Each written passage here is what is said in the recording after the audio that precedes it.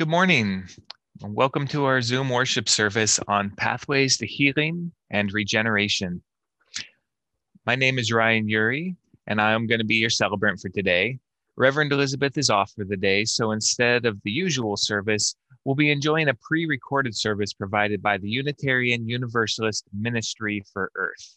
This organization's mission is to be a wellspring of spiritual and educational grounding and practical support for bold, accountable action for environmental justice, climate justice, and the flourishing of all life.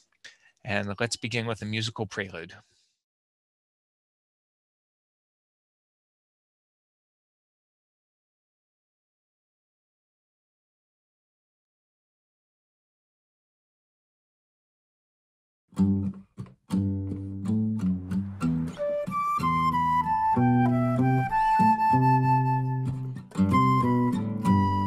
This old world may be sleeping, but we have been dreaming of a brighter day. Some of us keeping our minds on the reason. Beautiful season is coming our way today. Could be the day. Hey, little flower, you got the power to push through green blankets. You're ready to grow. Hey there, sweet bluebird, tell me what you heard. I want to sing that great song that you know. Wake from your slumber and try to remember a time when we all were together as one. A new day is coming, yes, there will be sunshine. Wipe away teardrops, springtime will come.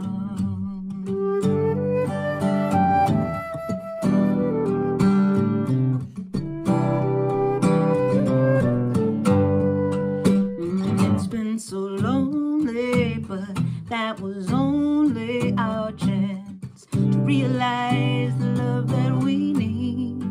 Come take my hand now, let's make a plan how to stay wide awake. Let's fly you and me away.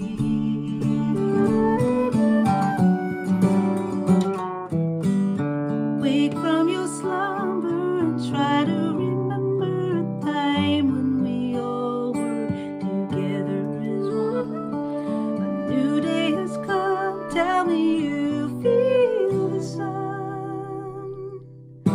Wipe away teardrops, springtime has come.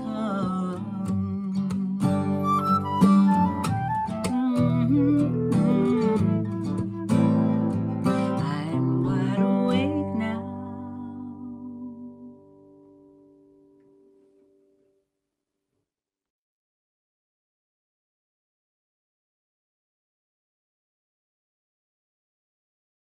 Let us begin by offering greetings to the seven directions, acknowledging the world in which we live. We turn to the east,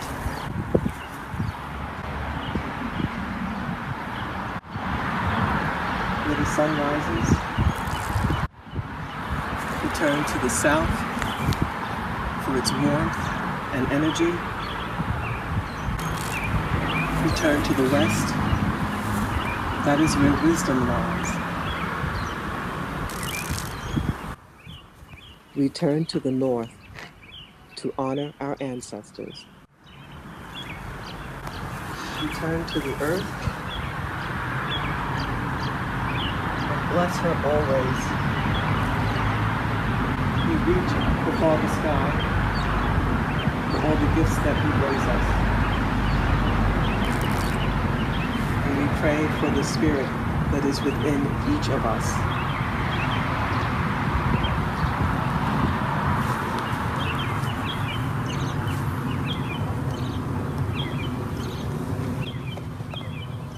And we acknowledge this land, which is Lenape land, the ancestors who are still with us and have always been.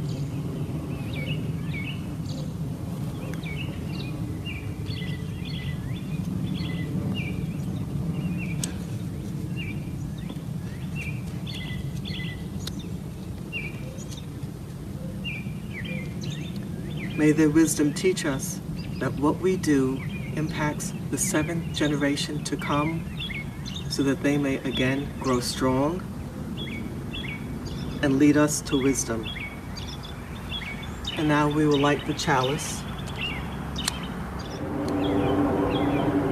Chalice is, of course, a symbol of our Unitarian Universalist faith,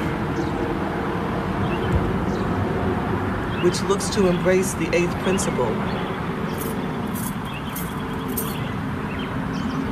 Principle that recognizes diversity, multiculturalism, and asks us to seek out ways to end white supremacy.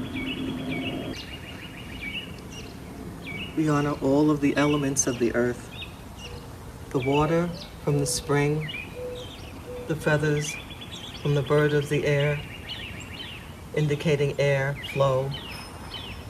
We have soil. We have fire. We need all of these to live. Aho. And now, in case you didn't light your chalice along with the video, let's join our voices together for our words of welcome, unison chalice lighting, and sung affirmation. Whoever you are, wherever you've come from, and whatever your beliefs, whomever you love and however bumpy your life's journey, know that you are welcome here. We hope that everyone has a chalice or a candle to light and something to light it with. Now let's light our chalices together. Hi, I'm David Nelson. I'm Nancy Nelson. And I'm Kate Nelson. In the light of truth and the warmth of love, we gather to seek and seek to share.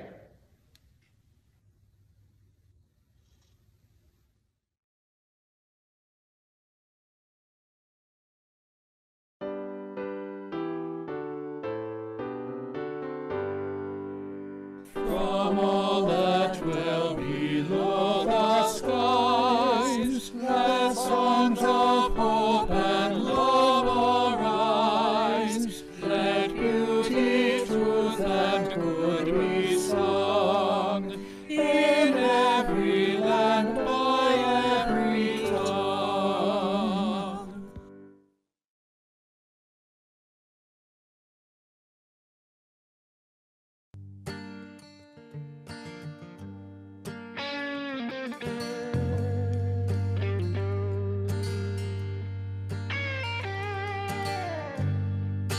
Put out the fire, put out the fire, put out the fire, our house is on fire. Put out the fire, put out the fire, put out the fire, our house is on fire. We love you, we hear you, we commit to change our ways, not later, but sooner, right now, for your future. Youth can't wait, put out the fire. Women can't wait, put out the fire. Blind can't wait, put out the fire.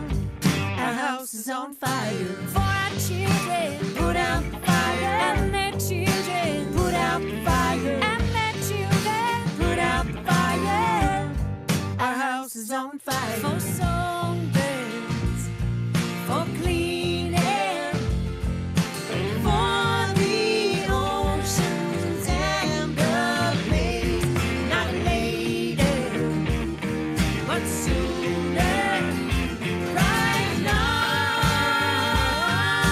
for our future. Melting glaciers, put out the fire. Rising seas, put out the fire. Bleaching coral, put out the fire.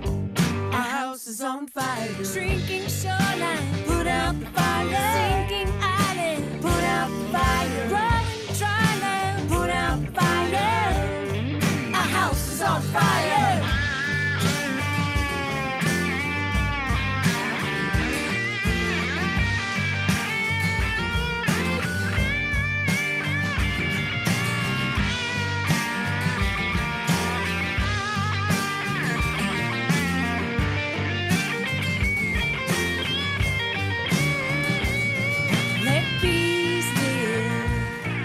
let trees grow. Let the snow fall where it may, not later, but sooner, right now, for the future, right now, for the future, right now.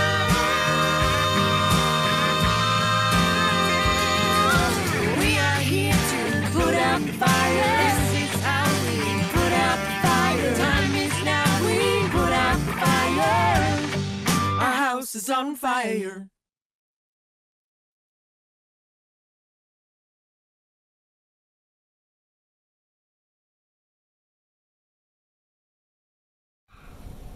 In the ancient way of the earth, the great cycles come and go, winter and spring, living to dying, to living again. Winter trees awakening, insects coming out of their long sleep in last year's leaves, hawks courting on the wing, making wild love in the spring sky. Exuberant blooms reminding us that life comes back again and again from death and brokenness. In this time, at all times, may we remember, we are not the owners of this earth. We are not the stewards of this earth. For all our power to destroy, we are merely children, children of the great cycle, children of the ancient ways. May we find the humility to accept our true place, to lean down to the cold ground and kiss the soil, to lie on our backs in the green grass and let the earth hold us at last, as she has always held us, life after life, change after change. Earth made us who we are, bipedal mammals who speak and laugh, but also whose delusions of grandeur lead us to think that we matter more than we do. The earth is waiting for us to wake up. May the earth lead us back into right relationship with all her children, from centipedes to mountains. I call upon the earth herself to help heal us from our confusion and re-enter the sacred dance with outstretched hands.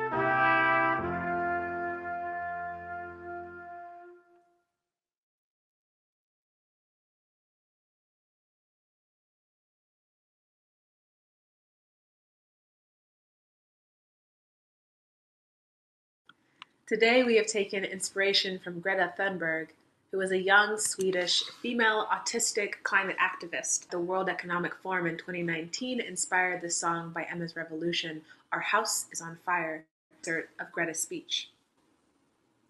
Our house is on fire. I'm here to say our house is on fire. We have to stop the emissions of greenhouse gases, and either we do that or we don't. You say that nothing in life is black or white, but that's a lie. A very dangerous lie. Because either we prevent 1.5 degrees Celsius of warming or we don't. Either we choose to go on as a civilization or we don't. That is as black or white as it gets. Greta is clear. She is practical. I respect it. Greta says we must shift of society urgently to attempt survival as a species on this planet. But what is stopping us? As a minister that trusts and centers life, I ask what prevents reasonable and natural right action. This is the dilemma that we must resolve to address the core source of the environmental mess that colonization and really capitalism has whipped us into in just a matter of a couple centuries. We've been presented a cultural framework with binaries that failed. Like Greta says, and male and female are blood snippets of truth from a historical and scientific evidence that there is much more and is ever shaping and shifting. Day and night are short changes of the reality that dawn and dusk also exist. Yet Greta says there are some black and white truths. She says either we choose to go on as a civilization or we don't. Well, today, I present to you my black and white truth. This duality is at the core of not just the human experience, but what I often call the carbon experience. The network of life we belong to and cycle through. Like bees, part of a colony, our bodies are part of a larger organism, an organized system. Here it is. Either we center life or we're glitching. Here's the science behind it. The autonomic nervous system in vertebrates is the part of the nervous system that controls and regulates the internal organs without any conscious recognition or effort by the organism. The autonomic nervous system comprises of two antagonistic sets of nerves, the sympathetic and the parasympathetic nervous systems. The parasympathetic nervous system is the baseline state of life. This is the state of rest, ease, when the immune system is active, when digestion is processed and healing happens. The sympathetic nervous system is the need-based mode for survival. You've probably heard of it as fight, flight, freeze, and collapse. And it's when most of the organism's energy is targeted to survive. I call it a lunge for life. And frankly, it makes me pontificate. The poetry of organisms that are pre-programmed for life, preservation, and protection. And how it could have gone so wrong. Well, unlike wild plants and animals, humans have an uncanny ability to disrupt the completion of the sympathetic nervous system. And basically, we glitch. We get stuck in the sympathetic system as trauma isn't allowed to process and return to the parasympathetic. That energy becomes traffic jammed in our bodies, throwing off our reasoning, our processing, our perspective, our physiological regulating abilities. In short, rest and survival are the two systems that construct and sustain life. And so either we are centering life or we're glitching. If we desire to sustain life, if we desire to save our chance at inhabiting this planet, to defend all human black bodies, indigenous bodies, people of color, disabled, queer, women, trans bodies, if we desire justice and equity in our social order, we must restore these two systems in our bodies and in our cultures. Because our culture glamorizes hustle and busy and avoids rest. We believe excess isn't enough, and there isn't enough for everyone. We think that hoarding wealth and resources is just the name of the game, instead of ecosystem sabotage. We glorify monocrops and the erasure of biodiversity and nutrient density with our manicured, inedible monocrop lawns, with our gender preference for males and patriarchy, or the race glorification with white supremacy, or a bias for abled bodies and culturally attractive bodies with ableism and body shaming and fat phobia, and again and again and again, I can name the social effects of our house on fire, of trauma unaddressed, of nervous systems glitching in survival mode. Today and onwards, let us be clear in curating pathways to healing repressed energy. Because what we are doing outside of our bodies, we are also complicit within them. Do you get what I'm saying? I'm saying hurt bodies. That the repressed grief, anger, fear, shame, emotions, that energy in our bodies, just like those of our ancestors, will shape a world of repression, grief, anger, fear, shame, leading to inflammation and festering. We fuel a pressure cooker that, as the laws of physics demand, will be released one of two ways. One, by relief valve with intentionality and regulated and sustaining life. Or two, by force. It will burst out. This pressure cooker of repression inside ourselves mirrors what we have turned our atmosphere into, stuffed with greenhouse gases, heating us all up. It is outside as it is maintained inside. Our house is on fire, y'all, and the source is us. The diagnosis is clear. Hurt bodies, and our relationship to life as Homo sapiens still easily can skew towards self-sabotage. So we must build a lifestyle of healing, constantly bolstering our resilience and addressing emotions as they present themselves. This is our call. Leah Morris gave us the equation in their song titled Spring Thing, and in the chorus, Leah sings beautifully, "Wake up from your slumber, try to remember a time when we all were together as one. A new day has come, tell me you feel the sun. Wipe away teardrops, springtime has come. I'm wide awake now." Let us explore this chorus to identify our pathways to healing. First, Leah implores us to wake up from our slumber, just like Greta urges and Emma's Revolution sings. Our house is on fire. But how is the question? Well, each of these guided invitations that follow are experiences, and I'll break them down. Please make note in your body how you feel and what comes up. Make note what pings true in your bones and what your body asks for to continue healing. First, Leah invites us to try to remember a time when we all were together as one. Y'all, I want to start with the basis that the earth is not exotic, it's not foreign. The earth isn't even really outside or other from ourselves. It isn't a gift to us or something we must rile up abstract empathy for as a separate object. We are the Black Earth itself. This is the roots of my community ministry for and by Black millennials and Gen Zers, to describe and support an ecosystem of spiritual wellness and to center life. Though we are not only our bodies unite us with all carbon in a shared experience of returning to healing and wholeness with other human bodies, animal bodies, plants and soil bodies. And if at the core of your cosmology you lack clarity of our oneness in a real and tangible way, let me read you this excerpt from a book I've recently read. Once upon a time, there was a universe.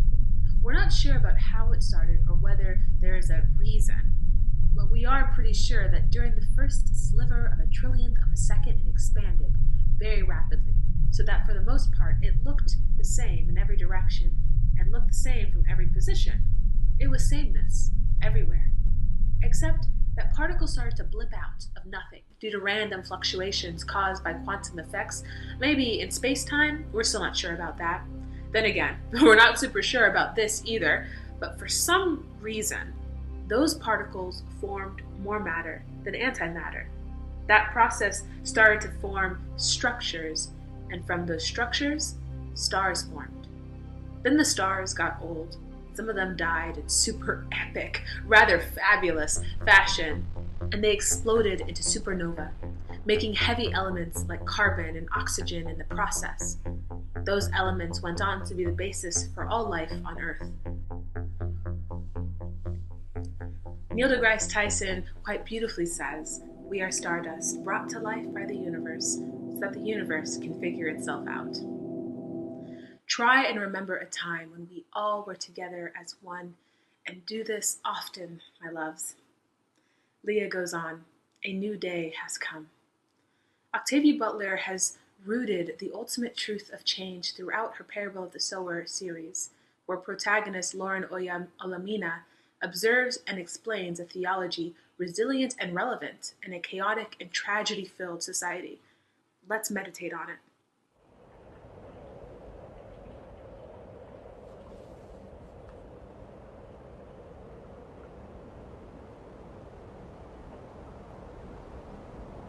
All that you touch, you change. All that you change changes you. The only lasting truth is change. God is change.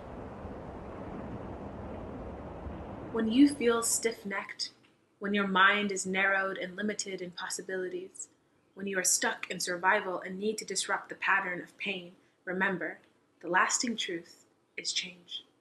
We consciously and unconsciously shape change, and change consciously and unconsciously shapes us. Whether for the better or worse, change is promised in the forecast. A new day comes. So now, what can we do with it? When Leah sings, "Tell me you feel the sun," I hear them asking us to remember in the midst of change, in our bodies, the shared blessing of pleasure. That ease and rest, the liminal space where we heal and restore our souls. So let me tell you a memory I revisit often to tap my body into ease and the parasympathetic. A few years ago, I visited friends in Trinidad, and one day we were hiking and searching out waterfalls in a lush, dense, and vibrant forest. I left my shoes in the car, and walking barefoot in a jungle brought me more present, humble. We climbed over trees and crawled under branches. We walked alongside and in the river, sometimes laughing, sometimes silent. When we got to the waterfall, I gazed at the top hundreds of feet above us. I swam out and sat under the falls, and hundreds of gallons of water shook my body and cleared my mind. I slipped back into the pool, crafted by nature, filled with the crashing water, and followed my body's instinct to float on my back. In moments that felt like forever, with my ears under the water, I could hear the waterfall churning, my heart beating, engulfed in life, vibrant and pounding, and I felt ecstatically connected. My eyes looked up at the tree canopy with slivers of sunlight dancing through. I felt in that moment I was in a familiar dream. I was not my body. I couldn't feel where I ended and the water, the wind, the sky, the trees began. It was connection, peace, and fullness. So much I didn't notice warm salt water leave my eyes and join the overflow all around me.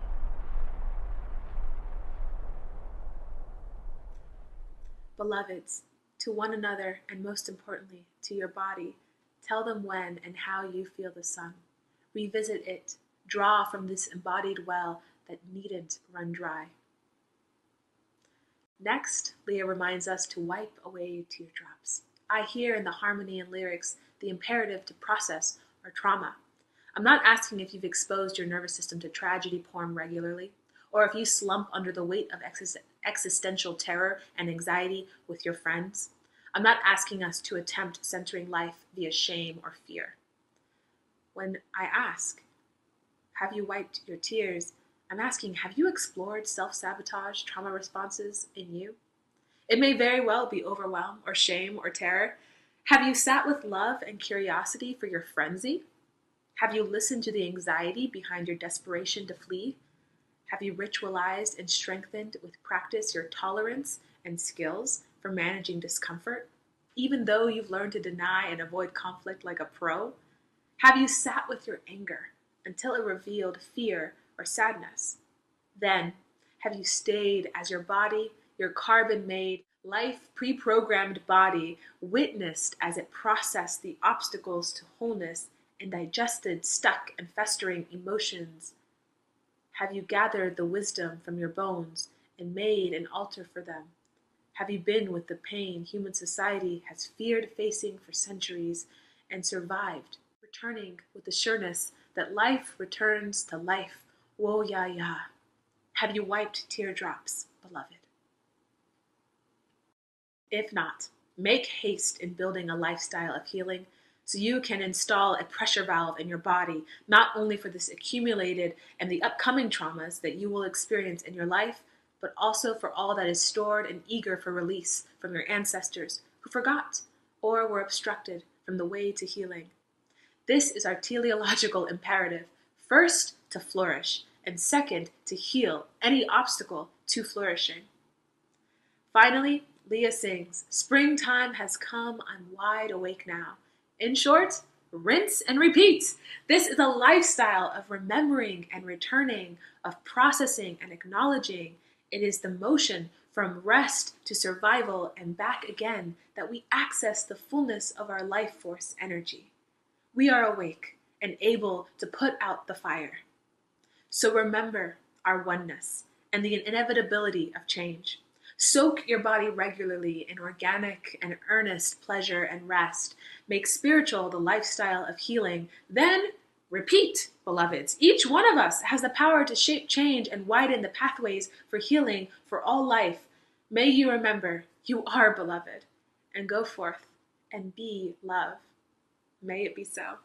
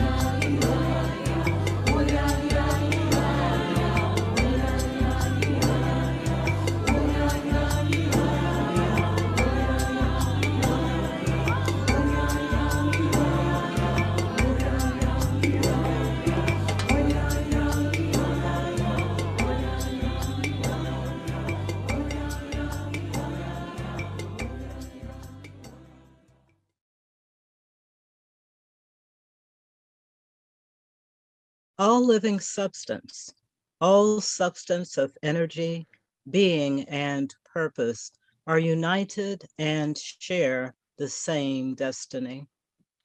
All people, those we love and those we know not of, are united and share the same destiny. Birth to death, we share this unity with the sun, earth, Our brothers and sisters, strangers. flowers of the field, snowflakes, volcanoes, and moonbeams. Birth, life, death, unknown, known, unknown. Our destiny, from unknown to unknown. May we have the faith to accept this mystery and build upon its everlasting truth. Amen, Amin, Akshay. Go in peace.